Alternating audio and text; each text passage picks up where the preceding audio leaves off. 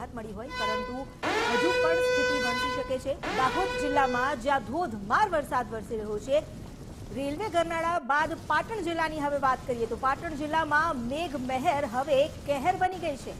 વરસાદ પડતા જિલ્લાભરમાં ઠેર ઠેર પાણી ભરાયા। પદ્મનાથ વિસ્તારના માર્ગ પર પાણી ફરી વળ્યા।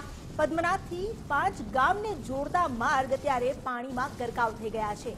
માર્ગ પર ઘૂંટણ સુધીના પાણી ભરાતા લોકોને અને રાહદારીઓની સાથે સાથે વાહન ચાલકોને હાલાકી વેઠવાનો વારો આવ્યો છે। આ પાણીમાંથી પસાર થવા લાચાર બન્યા છે ગ્રામજનો। વરસાદી પાણીનો નિકાલ ન થતા લોકોએ આ હાલાકી વેઠવાનો વારો આવ્યો છે।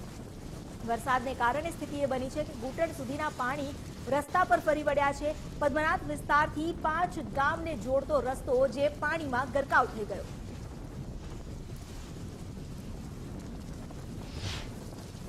હવામાન વિભાગની જે પ્રમાણેની આગાહી હતી તે પ્રમાણે મધરાત્રિએ વરસાદ ખાબક્યો હતો। મારી પાછળના દ્રશ્ય બતાવવાની કોશિશ કરી કે પાટણથી જે પદ્મનાભ ચોકડીથી જે રણુજ, બોરસણ અને નોરતા જે ગામોને જોડતો જે મુખ્ય જે 5 થી 6 ગામોને જોડતો માર્ગ છે તેમાં ટીચર્સમાં પાણી ભરાઈ જવા પામ્યા છે।